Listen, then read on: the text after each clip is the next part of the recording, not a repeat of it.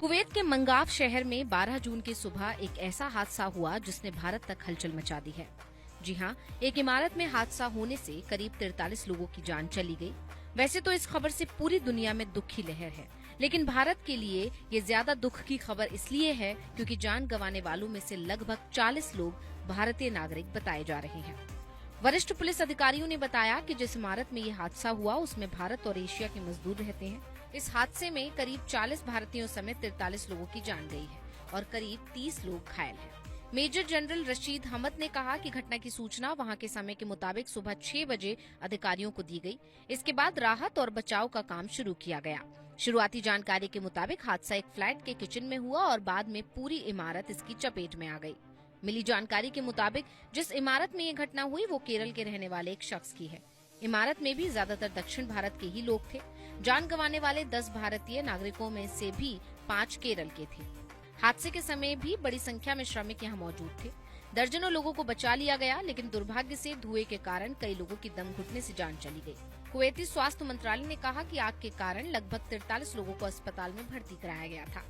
Kuwait में हुए इस दर्दनाक हादसे को लेकर भारत के दूतावास ने जानकारी देते हुए बताया है कि भारतीय कामगारों के साथ हुई दुखद दुर्घटना के संबंध में दूतावास ने एक आपातकालीन हेल्पलाइन नंबर जारी किया है, जो नंबर है 9656550524 से।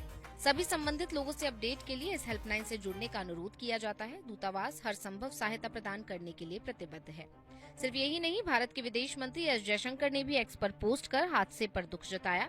उन्होंने लिखा, कुवैत शहर में आग लगने की घटना की खबर से गहरा सदमा लगा है। कथित तौर पर 40 से ज्यादा लोगों की जान गई है और 50 से ज्यादा लोग अस्पताल में भर्ती बताए जा रहे हैं।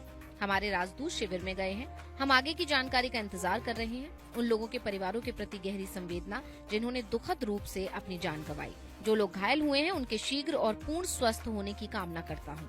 हमारा दूतावास इस संबंध में सभी संबंधित पक्षों को पूरी सहायता प्रदान करेगा। घटना के बाद कार्रवाई की बात करें तो कुवैत के गृह मंत्री शेख फहद अल यूसुफ अल सबह ने बिल्डिंग के मालिक को गिरफ्तार करने का आदेश दिया है। उन्होंने कहा कि दुर्भाग्य से रियल एस्टेट मालिक के लालच की वजह से ही ऐसी घटना होती है। ज्यादा किराए के लालच में बिल्डिंग ओनर्स एक ही कमरे में कई लोगों को ठहराते हैं और इमारत की सुरक्षा व्यवस्था को ताक पर रख देते हैं। उसी का नतीजा था कि इतना बड़ा हादसा हुआ। वहीं रिपोर्ट के मुताबिक बिल्डिंग में रहने वाले भारतीय केरल और तमिलनाडु के थे। ये बिल्डिंग एनवीटीसी ग्रुप की थी, जो कंस्ट्रक्शन सेक्टर की कंपनी है। इमारत के मालिक मलयाली व्यापारी केजी अब्राहम की है। केजी अब्राहम केरल के तिरुवल्ला के व्यवसायी हैं। केजी अब्राहम, जिन्हें केजीए के नाम से भी जाना जाता है, केजीए समूह के संस्थापक और अध्यक्ष हैं। ये कंपनी 1977 से कुवैत की ऑयल एंड इंडस्ट्रीज का हिस्सा है। अब कुवैत सरकार बिल्डिंग के मालिक के खिलाफ क्या एक्शन लेती है, ये तो देखने वाली बात होगी।